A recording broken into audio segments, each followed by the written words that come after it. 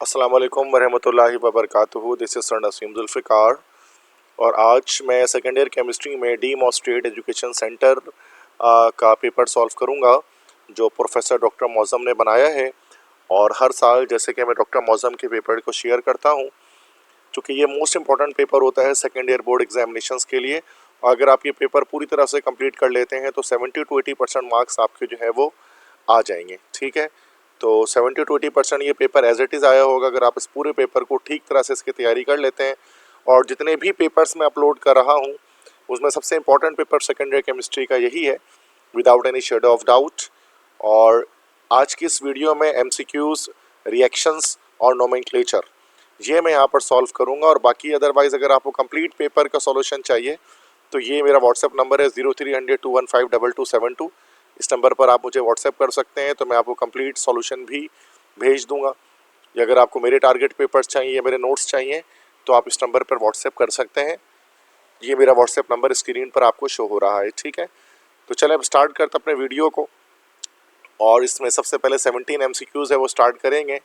तो first MCQs है the oxidation state of phosphorus in P2O5 is dash. तो P2O5 जो है इसमें फास्फोरस की ऑक्सीडेशन स्टेट जो है वो कितनी है। ये चैप्टर 1 से MCQs आया है कि फास्फोरस की ऑक्सीडेशन स्टेट फास्फोरस पेंटॉक्साइड में। तो इस तरह से यहाँ पर आप देख सकते हैं कि मैंने यहाँ पर निकाली भी है। तो ये इसमें यहाँ पर P की जो ऑक्सीडेशन स्टेट +5 आ रही है, तो ये +5 हमारा डी ऑप्शन इसका हमारे पास करेक्ट हो जाएगा। सेकेंड MCQs भी चैप्टर 1 से है कि beryllium shows diagonal relationship with which of one of the following element. Beryllium जो है जिसका सिंबल हमारे पास Be होता है, 2A ग्रुप का एलिमेंट है, तो उसका डायगोनल रिलेशनशिप किस एलिमेंट के साथ होगा। तो अगर हम 2A ग्रुप के साथ अगर हम 3A ग्रुप को देखते हैं तो हमें यहाँ पर चीज़ पता लगती है कि बेरिलियम के साथ डायगोनल में एल्यूमिनियम है। तो बेरिलियम और एल्यूमिनियम डायगोनली रिलेटेड है और इनकी बहुत सारी प्रॉपर्टीज सिमिलर होती हैं, सेम होती हैं। थर्ड MCQs है which of the following metal form super oxide when react with water. इनमें से कौन सा मेटल सुपर ऑक्साइड की फॉर्मेशन करेगा जब उसको वाटर के साथ रिएक्ट किया जाएगा। सुपर ऑक्साइड किसे कहते हैं, एक ऐसा ऑक्साइड जिसमें जो वो ऑक्सीजन की ऑक्सीडेशन स्टेट हमारे पास जो है वो -1/2 रहती है। ठीक है, तो सुपर ऑक्साइड किसे कहा जाता है, जिसमें ऑक्सीजन -1/2 ऑक्सीडेशन स्टेट पर हो। तो विच of the following metal form super oxide when react with water. तो सुपर ऑक्साइड कौन बनाएगा, देखें सोडियम, मैग्नीशियम और कैल्शियम नॉर्मल ऑक्साइड की फॉर्मेशन करता है, सिर्फ पोटेशियम जो है वो सुपर ऑक्साइड बनाता है। जैसे KO2 हमारे पास होता है potassium super oxide. Fourth MCQs है, ये भी चैप्टर 1 से है कि what is the by product form at the anode in the Castner Kellner process. Castner Kellner process जिसके थ्रू NaOH बनाया जाता है, तो इसमें कह रहे हैं कि एनोड में किस चीज़ की फॉर्मेशन होती है। ठीक है, तो जब हम यहाँ देखते हैं तो हमें पता लगता है कि एनोड पर हमारे पास इसमें क्लोरीन गैस मिलती है और कैथोड पर हमारे पास इसमें सोडियम मेटल की फॉर्मेशन होती है। तो चूंकि एनोड पर पूछा जा रहा है जो कि टाइटेनियम का बना होता है कास्टनर-कैलनर सेल में, इसमें क्लोरीन गैस लिबरेट होती है। जब तो ये भी चैप्टर 1 से MCQs था। MCQs 5 है, this is from chapter number 2 कि which of the following complexes is colourless. इसमें कौन सा कॉम्प्लेक्स जो है वो हमारे पास कलरलेस होगा। तो हमें पता है कि जिंक जो है वो कलरलेस कंपाउंड की फॉर्मेशन करता है, तो बी ऑप्शन हमारे पास हो जाएगा। तो ये जो मॉलिक्यूल ये जो हमारे पास कॉम्प्लेक्स साइन है जिसमें zinc as a central metal atom मौजूद है, तो ये कलरलेस कंपाउंड हमारे पास होगा। MCQ 6 है the coordination number of platinum in this compound is dash. अब कोऑर्डिनेशन नंबर किसे कहते हैं, अगर आपको पता है व्हाट इज कोऑर्डिनेशन नंबर, तो it is actually the number of electron pairs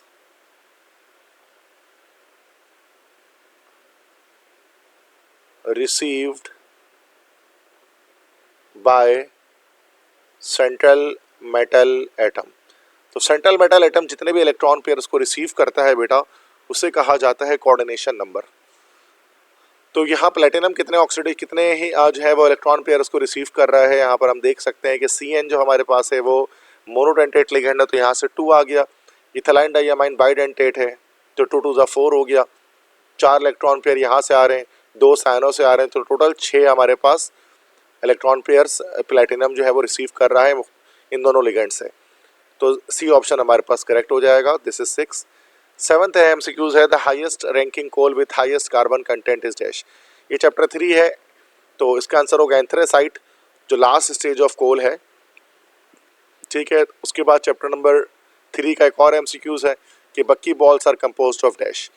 तो बक्की बॉल जो है वो कार्बन एटम्स पर मुश्तमिल होते हैं सिर्फ, तो तभी इसका फॉर्मूला हम लोग इस तरह से लिखते हैं ना, C60।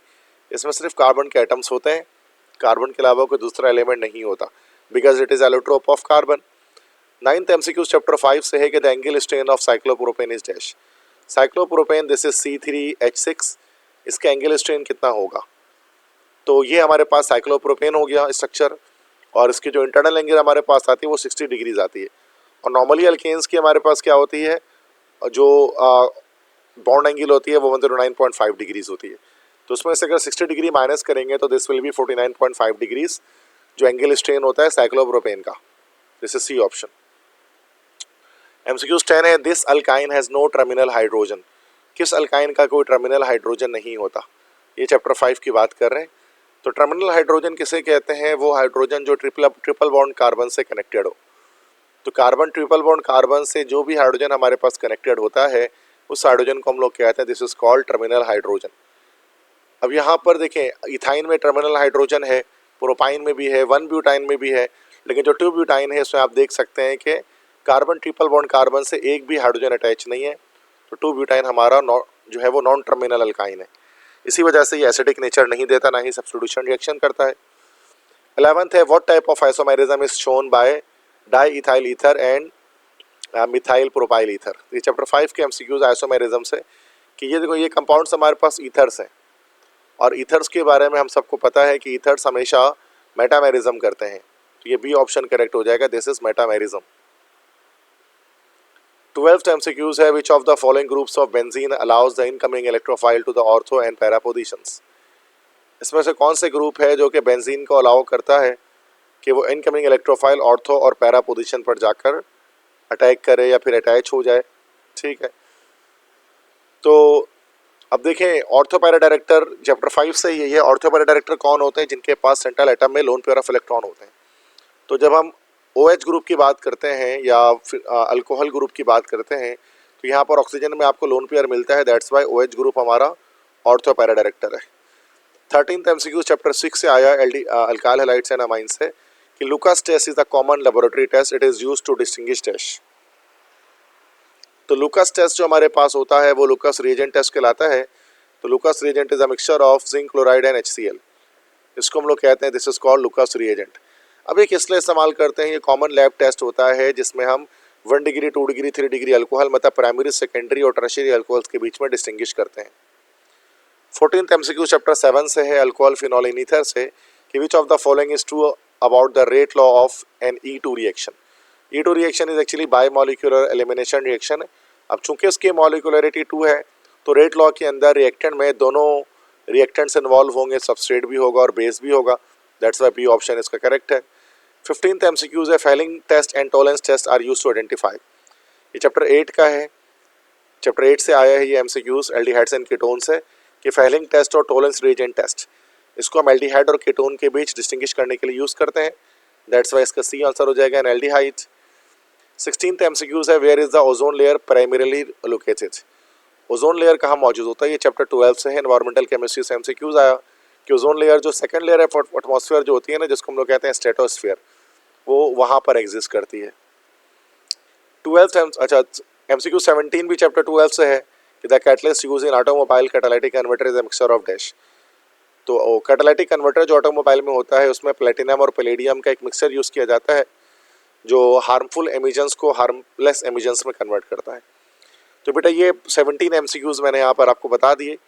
इसके बाद सेक्शन बी में, एक तो मैं आपको जो है वो सेक्शन बी में जब आते हैं तो सेक्शन शॉर्ट क्वेश्चन आंसर में तो पहले इनऑर्गेनिक केमिस्ट्री को डिस्कस करेंगे, देन ऑर्गेनिक केमिस्ट्री पर आएंगे। तो बेटा इनऑर्गेनिक केमिस्ट्री में सबसे पहले तो हमारे पास यहाँ पर जो है वो रीजंस हैं, give reasons for any 4 of the following करके, ठीक है। तो ये रीजनिंग का सवाल है, इसमें फर्स्ट है कि bidentate ligands acts as chelating agents. तो जो बाइडेंटेट लिगेंड्स होते हैं वो चिलेटिंग एजेंट्स के तौर पे इसलिए एक्ट करते हैं क्योंकि वो चिलेट की फॉर्मेशन करते हैं, because they can donate more than one electron pair to central metal atom. Second, alkali metals have high electrical conductivity. तो इसके नीचे इसका आंसर यहाँ से यहाँ तक आप लिख देंगे कि चूंकि अल्कली मेटल्स के लास्ट शेल के इलेक्ट्रॉन लूजली बॉन्डेड होते हैं तो वो आराम से बाहर आकर फिर इलेक्ट्रॉन के तौर पे बिहेव करते हैं, जिसकी वजह से वो इजीली करंट कंडक्ट कर पाते हैं। थर्ड है transition elements have variable oxidation state. इसके पीछे रीज़न ये है कि ट्रांजिशन एलिमेंट जो है ना वो NS ऑर्बिटल से भी बॉन्डिंग करते हैं और साथ में N-1D ऑर्बिटल से भी बॉन्डिंग करते हैं, और यही वजह है कि उनकी वेरिएबल ऑक्सीडेशन स्टेट्स हमारे पास होती हैं। तो नेक्स्ट रीज़न है fluorine is the strongest oxidizing agent in group 7 है। अब चूँकि फ्लोरीन हमें पता है कि मोस्ट इलेक्ट्रोनेगेटिव एलिमेंट है, तो सबसे ईजिली इलेक्ट्रॉन को गेन करके रिड्यूस हो सकता है, दैट्स वाई ये स्ट्रॉन्गेस्ट ऑक्सीडाइजिंग एजेंट है। इसके बाद नेक्स्ट रीज़न है कि group 3 elements exhibit an irregular pattern of ionization energy down the group. अच्छा, नॉर्मली क्या होता है जब हम एक चीज़ को ऑब्जर्व करते हैं तो हमें पता लगता है कि जब हम पीरियोडिक टेबल में जब हम टॉप से बॉटम मूव कर रहे होते हैं तो उस पर क्या होता है कि आयनाइजेशन एनर्जी, तो आयनाइजेशन एनर्जी क्या हमारे पास हो रही होती है, डिक्रीज़ हो रही होती है। लेकिन जब हम अगर हम 3A ग्रुप की बात करते हैं, बोरॉन फैमिली की बात करते हैं, when we talk about group 3A that is boron, aluminium, gallium, indium, thallium, तो उसमें फिर हम क्या चीज़ देखते हैं, उसमें हम देखते हैं कि जब हम टॉप से बॉटम जाते हैं तो रेगुलर ट्रेंड तो ये है कि आयनाइजेशन एनर्जी डिक्रीज़ होनी चाहिए, लेकिन यहाँ पर आयनाइजेशन एनर्जी जो है वो इंक्रीज़ होती है, जैसे कि बोरॉन से ज़्यादा आयनाइजेशन एनर्जी एल्यूमिनियम की होती है। इसके पीछे रीज़न सिर्फ एक ही है जिसको हम लोग कहते हैं शील्डिंग इफेक्ट। तो 3A ग्रुप में जब हम टॉप से बॉटम जाते हैं तो शील्डिंग इफेक्ट इंक्रीज़ होना शुरू हो जाता है, जिसकी वजह से आयनाइजेशन एनर्जी के अंदर आपको एबनॉर्मलिटी देखने को मिलती है। ठीक है, तो बेटा ये रीजंस है बेटा, इसको आप इसी तरह से याद कर लें। रीजंस के बाद next IUPAC names of the following complexes. इस क्वेश्चन को यहाँ पर मैंने सॉल्व कर दिया, आप देख लें कि ये 4 हमारे पास अलग अलग कॉम्प्लेक्सेस गिवन थे इस पेपर के अंदर, और इन सब के जो है वो IUPAC नेम्स मैंने यहाँ पर आपको दिखा दिए हैं, इसके स्क्रीनशॉट भी ले सकते हैं आप। ठीक है, इसके बाद नेक्स्ट हम यहाँ पर ऑर्गेनिक केमिस्ट्री पे आएंगे। तो ऑर्गेनिक केमिस्ट्री में तो क्वेश्चन नंबर 14 में यहाँ पर सॉल्व करूँगा इस पेपर में, ये इस वीडियो में, कि right the IUPAC names of the following. तो ये 4 अलग अलग हमारे पास कंपाउंड्स दिए हुए हैं, इनके IUPAC नेम्स हमें बताना है। तो फर्स्ट जो है हमने लॉन्गेस्ट कार्बन चेन बनाई, नंबरिंग कर दी, तो इसका नाम आ गया हमारे पास 2 bromo 3 methyl but 3 1 oic acid. इसी तरह से सेकंड में हमारे पास जो है वो हमने चूँकि सिमेट्रिकल स्ट्रक्चर था तो लेफ्ट साइड कहीं से भी नंबरिंग कर सकते हैं, लेफ्ट साइड से कर दी, और नाम हो गया इसका 3 4 डाइमिथाइल। चूँकि ये 2 हमारे पास जो है वो 2 हमारे पास ये सब्स्टिट्यूएंट्स मौजूद हैं, तो 3 4 डाइमिथाइल हेक्स, 6 कार्बन, उसके बाद 3 पर ईन है, देन 1 और 5 डाई आइन, तो ये इसका नाम हो गया। उसके बाद थर्ड क्वेश्चन जो था बेटा, ये जो स्ट्रक्चर हमारे पास था, तो ये स्ट्रक्चर हमारे पास कंडेंस स्ट्रक्चर था, दिस इज कंडेंस्ड। तो इसको सबसे पहले तो हमने ओपन कर दिया, तो ये कंपाउंड हमारे पास क्या आ गया, तो ये जो कंपाउंड हमारे पास आया एक एस्टर हो गया, R3OR। तो एस्टर के नेमिंग के लिहाज से हमने क्या किया कि पहले ये वाला पोर्शन था, इस पोर्शन का नाम हमने दे दिया, जिसको अल्काइल के लिहाज से ये हो गया आइसोप्रोपाइल, और यहाँ पर कार्बन की तादाद गिनेंगे तो 1 2 3 4 5 6 हो गई, तो दिस इज हेक्सानोइड, तो इसका नाम हो गया आइसोप्रोपाइल हेक्सानोइड, तो ये एक एस्टर है। फोर्थ जो स्ट्रक्चर है वो एक एरोमेटिक कंपाउंड है, और CH3 से नंबरिंग की तो 4 क्लोरो पर आया, दिस इज 4 क्लोरो, बेंजीन के साथ CH3 अटैच होता है, दिस इज टोलुइन, तो 4 क्लोरो टोलुइन इसका नाम हमारे पास हो गया। तो ये चारों के आंसर होंगे। ये सेक्शन बी हो गया। सेक्शन सी में जब हम आते हैं तो उसमें सबसे पहले तो इनऑर्गेनिक केमिस्ट्री में जो रिएक्शंस वाले complete and balance the following chemical equations, तो ये मैंने यहाँ पर इसको सारे इक्वेशंस जो थी, तो टोटल यहाँ पर 8 मार्क्स का ये सवाल होता है, 8 नंबर का, तो 8 मार्क्स की 8 इक्वेशन, इन तमाम इक्वेशंस को यहाँ पर मैंने कंप्लीट और बैलेंस कर दिया है। तो यहाँ से आप स्क्रीनशॉट भी इसके ले सकते हैं। बाकी ये तमाम रिएक्शंस मैंने अपने लेक्चर्स के अंदर इसको एक्सप्लेन किया हुआ है, समझाया हुआ है। अगर आपको लर्निंग डेवलप करनी है तो वहाँ से आप कर सकते हैं कि रिएक्शन किस तरह से हो पा रहा है। ठीक है बेटा। इसके बाद ऑर्गेनिक केमिस्ट्री पे जब हम आते हैं तो ऑर्गेनिक केमिस्ट्री में हमारे पास write the chemical equations of the following reaction, तो ये भी हमारे पास 8 मार्क्स का सवाल होता है, जिसमें हमें गिवन 8 रिएक्शंस गिवन होते हैं, उनके इक्वेशंस लिखने हैं। जैसे reduction of acetaldehyde with zinc amalgam, this is Clemmensen reduction, तो ये इसकी इक्वेशन हो गई। फिर oxidation of ethanol in the presence of PCC, तो ये इसकी इक्वेशन हो गई पैरिडीनियम क्लोरोक्रोमेट की प्रेजेंस में। देन फिनॉल के जब हॉट कंसनट्रेटेड नाइट्रिक एसिड से रिएक्शन करते हैं तो पिक्रिक एसिड की फॉर्मेशन होती है। तो ये तमाम इक्वेशंस हमारे पास हैं जिनको मैं स्लोली आपको एक्सप्लेन कर देता हूँ। सबसे फर्स्ट तो ये इक्वेशन है कि reaction of acetaldehyde with zinc mercury amalgam, जिसको हम लोग क्लेमेंसन रिडक्शन भी जिसको हम लोग कह रहे होते हैं, ठीक है। अब यहाँ पर क्या होगा कि क्लेमेंसन रिडक्शन में हमारे पास जो प्रोडक्ट होता है वो अल्केन बनता है। तो ये हमने यहाँ पर एक स्ट्रक्चर लिया, दिस इज एक्चुअली एसिटाल्डिहाइड। तो ये एसिटाल्डिहाइड ले लिया और जिसका रिएक्शन हो रहा हमारे पास है नेसेंट हाइड्रोजन से, जो हाईली रिएक्टिव हमारे पास होता है। और नेसेंट हाइड्रोजन आ कहाँ से रहा है, ये जिंक मरकरी का एमलगम है और HCl के प्रेजेंस में ये हमारे पास नेसेंट हाइड्रोजन लिबरेट हो रहा है 4 मॉलिक्यूल। इसमें से 2 हाइड्रोजन क्या करेंगे, इस ऑक्सीजन के साथ कनेक्ट होकर वाटर बन जाएंगे, बाकी 2 हाइड्रोजन यहाँ कार्बन के साथ कनेक्ट होंगे और C2H6 बन जाएगा, इथेन बन जाएगा, एक अल्केन की फॉर्मेशन हो जाएगी। नेक्स्ट है oxidation of an ethanol in the presence of PCC। अब PCC जो होता है ना, पायरिडीनियम क्लोरोक्रोमेट, ये हमारे पास क्या होता है बेटा, this is actually a mild oxidizing agent. ये एक माइल्ड ऑक्सीडाइजिंग एजेंट हमारे पास होता है। तो और जो पोटेशियम डाइक्रोमेट K2Cr2O7 वगैरह, ये हमारे पास एक स्ट्रॉन्ग ऑक्सीडाइजिंग एजेंट हमारे पास यहाँ पर ही होता है, ठीक है। तो जब हम PCC यूज़ करेंगे पायरिडीनियम क्लोरोक्रोमेट, तो सूरत में क्या होगा कि इथेनॉल ऑक्सीडाइज जब होगा तो जस्ट एल्डिहाइड पर आकर रुक जाएगा। मतलब इनकम्प्लीट ऑक्सीडेशन हम कर सकते हैं कि जब हम PCC यूज़ करते हैं तो ये सूरत में क्या करता है, पार्शियल ऑक्सीडेशन करता है, पार्शियल ऑक्सीडेशन, कंप्लीट ऑक्सीडेशन नहीं करेगा। तो यहाँ पर आप देख सकते हैं कि इथेनॉल की जब ऑक्सीडेशन की गई PCC की मौजूदगी में, तो उस पर क्या हुआ कि यहाँ से इसने 2 हाइड्रोजन बस रिमूव कर दिया वाटर के फॉर्म में, और यहाँ पर हमारा एसिटाल्डिहाइड की फॉर्मेशन हो गई। तो चूंकि ये PCC था, दैट्स वाई ऐसा हुआ। यही अगर पोटेशियम डाइक्रोमेट होता तो एसिटिक एसिड की फॉर्मेशन हो जाती। थर्ड इक्वेशन है reaction of phenol with hot concentrated nitric acid. तो ये हमने फिनॉल लिया बेंजीन के साथ OH और उसके रिएक्शन किया hot and concentrated nitric acid के साथ, और ये सल्फ्यूरिक एसिड भी यहाँ पर होगा। तो ये असल में फिनॉल की नाइट्रेशन की जा रही है, जिसके नतीजे में हमारे पास क्या होगा कि फिनॉल के पास जो हमारे पास ये जो 3 पोजीशन है 2, 4 और 6, इन पर क्या होगा, नाइट्रो ग्रुप आकर अटैच हो जाएगा और वाटर लिबरेट होगी। इसको हम लोग कहते हैं पिक्रिक एसिड, या इसको हम IUPAC में नेम दे सकते हैं 2,4,6 ट्राई नाइट्रोफिनॉल। और इसको नॉर्मली ज़्यादातर हम लोग एज एन एक्सप्लोजिव इस्तेमाल करते हैं धमाका खेज मवाद के अंदर। नेक्स्ट हमारे पास है reaction of methyl magnesium bromide with carbon dioxide. अब मिथाइल मैग्नीशियम ब्रोमाइड जो हमारे पास है, ये आप जानते हैं this is actually called Grignard's reagent. ये ग्रिग्नार्ड्स रिएजेंट है और ये हमारे पास जो ये जो अल्काइल हैलाइड्स के चैप्टर से हमारे पास ये इक्वेशन आई है। तो जब कार्बन डाइऑक्साइड या CO2 से रिएक्शन कराया जाता है तो हमारे पास जो एंड प्रोडक्ट हमारे पास आता है this is actually a carboxylic acid. तो इसमें हमेशा एक कार्बोक्सिलिक एसिड की फॉर्मेशन होगी। अब किस तरह से होगी, कैसे होगी, तो चलें ये तो हम देख लेते हैं, इसको इसका आइडिया में हो जाएगा, ठीक है। तो ओके, तो सबसे पहले तो हमने CH3MgBr लिया, this is methyl magnesium bromide, इसका CO2 से रिएक्शन कराया। तो पहले ही हमारे पास एक रिएक्शन इंटरमीडिएट बनेगा, एडिशन प्रोडक्ट भी उसको हम कह सकते हैं।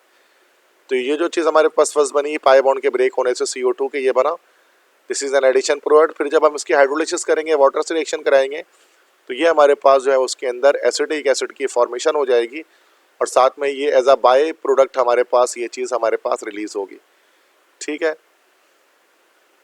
तो एसिटिक एसिड से फॉर्म होगा। नेक्स्ट क्वेश्चन है oxidation of phenol with potassium dichromate acidified. This is chapter number ये हमारा जो है वो 7 के MCQs है, अल्कोहल फिनॉल एंड ईथर से ये MCQs आया है।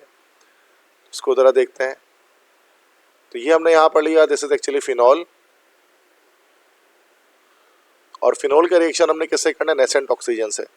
So this is now nascent oxygen.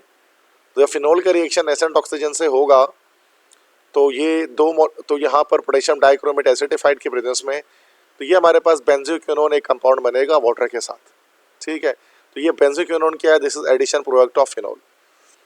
Next question, reaction of ethyl alcohol with PCl3। Ethyl alcohol reaction PCl3 से करेंगे तो ये इथाइल क्लोराइड की फॉर्मेशन करेगा, अल्काइल हैलाइड बनाएगा। जैसे इथाइल अल्कोहल है, PCl3 से रिएक्शन किया तो इथाइल क्लोराइड बना और साथ में H3PO3 जिसको हम लोग कहते हैं this is called as phosphorus acid. तो ये फॉस्फोरस एसिड की फॉर्मेशन करेगा। नेक्स्ट है reduction of acetic acid with LiAlH4 जो एक स्ट्रॉन्ग रिड्यूसिंग एजेंट है। तो एसिटिक एसिड को जब स्ट्रॉन्ग रिड्यूसिंग एजेंट से रिएक्शन करेंगे तो ये दोनों स्टेप एक ही प्रोसेस में हो जाएगा। टोटल 4 नेशन हाइड्रोजन यूज करेंगे तो पहले तो एसिडल्डिहाइड बनेगा, देन इथाइल अल्कोहल की फॉर्मेशन हो जाएगी और वाटर रिलीज हो जाएगा। तो इस तरह से ये हमारे पास बनेगा। रिवर्स है ये, ऑक्सीडेशन का रिडक्शन हो गई। लास्ट इक्वेशन है reaction of ketone with hydrazine. Ketone का रिएक्शन हाइड्राजीन के साथ जब हम करेंगे तो फिर क्या होगा। तो ये भी रिएक्शन हमारे पास जो है वो this is also from chapter number 8 से ये इक्वेशन हमारे पास आई है। इसको हम लोग वुल्फ किश्नर रिडक्शन कहते हैं। इसमें भी अल्केन की फॉर्मेशन होती है। उसमें हम लोग क्या करते हैं, कोई एक कीटोन ले लेते हैं। जैसे कीटोन के तौर पर हमने यहाँ पर ले लिया एसीटोन, जो सबसे सिंपलेस्ट मेंबर है कीटोन का। ये एसीटोन है और ये N2H4 हाइड्राजीन हम लोग किससे कहते हैं, N2H4 को हाइड्राजीन कहा जाता है। तो इसको हमने हाइड्राजीन को इस तरह से हमने इसका स्ट्रक्चर ओपन कर लिया, दिस इज हाइड्राजीन। तो सबसे पहले स्टेप में क्या होगा कि ये हमारे पास जो है ना ये पूरा H2O यहाँ से रिलीज हो जाएगा और बाकी आपस में जुड़ जाएंगे तो ये इमीन की फॉर्मेशन होगी। फिर क्या होगा, जब KOH से इसका रिएक्शन कराएंगे तो ये जो दोनों नाइट्रोजन है, ये दोनों नाइट्रोजन ये यहाँ से रिलीज हो जाएंगे और हमारे पास 3 कार्बन वाला अल्केन बन जाएगा C3H। तो जो हमारे पास क्या कहलाएगा, this is actually called as propane बन गया ये हमारे पास, ठीक है। तो ये हमने 8 इक्वेशंस कर ली है, 8 मार्क्स के हमारे पास आते हैं। तो ये सारे इंपॉर्टेंट इक्वेशन है बेटा, इसकी तैयारी कर लें। फिर एक क्वेश्चन मैं आपको ये करा देता हूँ, draw the structures of following. ये भी 8 मार्क्स के होते हैं। 1 नंबर के एक स्ट्रक्चर है, तो जैसे बेंजोक्विनोन है तो डिफरेंट स्ट्रक्चर्स हैं। यहाँ पर हमने इसको यहाँ पर बनाया हुआ है, ठीक है। आप देख सकते हैं सारे स्ट्रक्चर्स, जितने भी स्ट्रक्चर्स एडिपिक एसिड, पायरोगेलोल, नियोकैप्रोइक एसिड, ये सारे बन गए, ठीक है। तो इन स्ट्रक्चर्स को भी आप इस तरह से मेमोराइज कर लें, याद रख लें, ठीक है। बाकी नोमेनक्लेचर के अंदर मैंने इसको सिखाया है कि किस तरह से इसको बनाया जाता है। तमाम लेक्चर्स मैंने यूट्यूब पे कवर अप किए हैं। तो बेटा ये हमने आज की इस वीडियो के अंदर तमाम तरह के जो है वो डीमॉस्ट्रेट कोचिंग सेंटर के पेपर को यहाँ पर देखा डॉक्टर मौजम के। ये मोस्ट इंपॉर्टेंट क्वेश्चन है बेटा, इनकी तैयारी अच्छे से कर लें। और अगर आपको मेरे टारगेट पेपर्स चाहिए या नोट्स चाहिए या इस पेपर का कंप्लीट सॉल्यूशन चाहिए तो ये व्हाट्सअप नंबर स्क्रीन पर आपको दिख रहा है 0300-215-2272। इस नंबर पर मुझे व्हाट्सएप करें तो मैं बहुत मिनिमम कॉस्ट पर आपको ये तमाम चीज़ें प्रोवाइड कर दूंगा। तो बेस्ट ऑफ लक तमाम स्टूडेंट्स को अपने बोर्ड एग्जाम्स के लिए। अगर वीडियो पसंद आए तो चैनल को सब्सक्राइब करें, वीडियो को लाइक कर अपने फ्रेंड्स के साथ शेयर करें। इंशाल्लाह जल्द हाजिर होंगे नए लेक्चर के साथ, तब तक के लिए इजाज़त दें। अल्लाह हाफिज़।